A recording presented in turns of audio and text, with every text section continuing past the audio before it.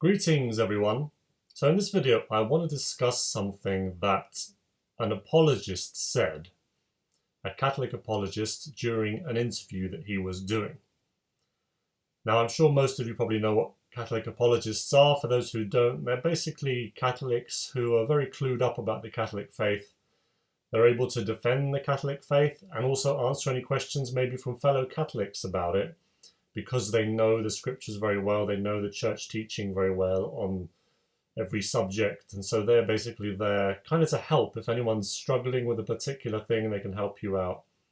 Now, one such Catholic apologist is called Jimmy Akin, and he did an interview a few weeks ago on YouTube where he was talking about hell, and it was picked up in the comments section, and I noticed it too, that his description of hell didn't really seem correct, or at least in line with some of the descriptions that we may have heard about hell before. So here's what he said. So if we're talking about souls, well, it's, even though there have been attempts to say that that the fire of hell is physical fire, the immediate objection, which theologians have known about forever, at least for centuries, for more than 1,000 years, is, well, how would material fire possibly affect a soul? And in the Middle Ages, there was a kind of literalism that would lead people like Thomas Aquinas to try to argue that the fire of hell or the fire of purgatory was physical fire, and nevertheless, by some divine miracle, it will affect souls.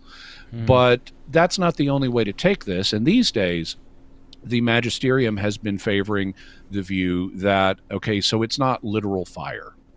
This fire is a symbol of an emotional experience, emotions being something that are proper to souls. So if you recognize that God is the source of all goodness and joy and love in life, and you deliberately turn your back on that source of goodness and joy and love, what are you going to have as a result? Well, you're going to have an unloving existence that is filled with frustration rather than joy, and that is cut off from goodness. And so you would consequently have a negative experience. And because God is the profound source, I mean, he's the wellspring of all of these things, it would be a profoundly frustrated, unloving experience. And that gets depicted as fire.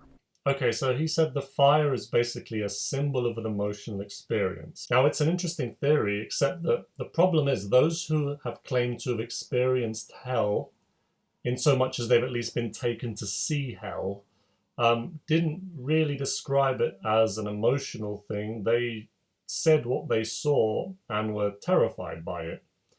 Here's what Witzka, one of the alleged Medjugorje visionaries, had to say about seeing hell.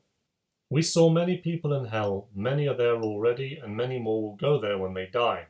The Blessed Mother says that those people who are in hell are there because they chose to go there. They wanted to go to hell. We all know that there are persons on this earth who simply don't admit that God exists, even though he helps them, gives them life and sun and rain and food. He always tries to nudge them on the path of holiness. They just say they don't believe, and they deny him. They deny him even when it is time to die, and they continue to deny him after they're dead. It is their choice, it is their will, and they go to hell. They choose hell." And then she gets asked to describe hell, so she does. "In the center of this place is a great fire, like an ocean of raging flames. We could see people before they went into the fire, and then we could see them coming out of the fire. Before they go into the fire, they look like normal people. The more they are against God's will, the deeper they enter into the fire, and the deeper they go, the more they rage against him. When they come out of the fire, they don't have human shape anymore. They are more like grotesque animals, but unlike anything on earth. It's as if they were never human beings before.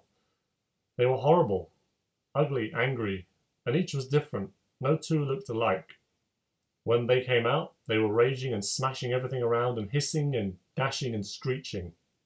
So you might say, hold up a second, that's Vitska, one of the Medjugorje alleged visionaries. This is an alleged apparition. It hasn't been approved by the church. Why are you going to take that example of a reliable source that is a description of hell?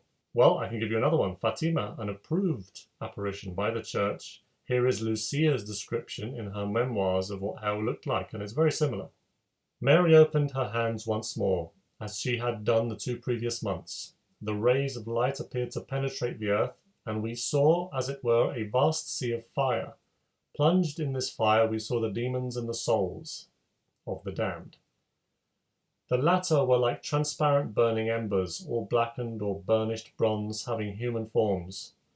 They were floating about in that configuration, I think, or it says conflagration, but I'll go with configuration, now raised into the air by the flames which issued from within themselves together with great clouds of smoke.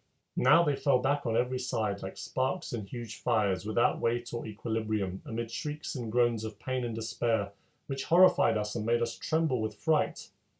It must have been this sight which caused me to cry out, as people say they heard me. The demons were distinguished from the souls of the damned by their terrifying and repellent likeness to frightful and unknown animals, black and transparent like burning coals. That vision only lasted for a moment, thanks to our good Heavenly Mother, who at the first apparition had promised to take us to heaven.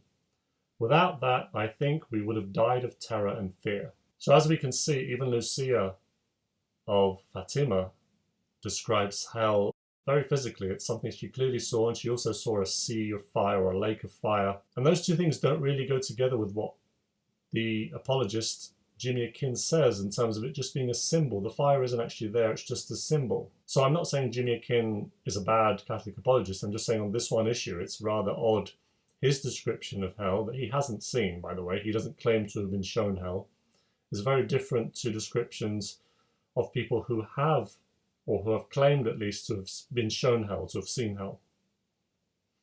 Now, of course, there is one explanation I have seen, that because the human mind is unable to understand hell, this was the way that the people who saw hell were shown it, so they could get an idea of what it's like spiritually, but they were shown it physically, because they wouldn't be able to comprehend it if it was sort of shown to them as a spiritual thing that you feel. So they had to be shown in physical terms, because that's how we understand things here.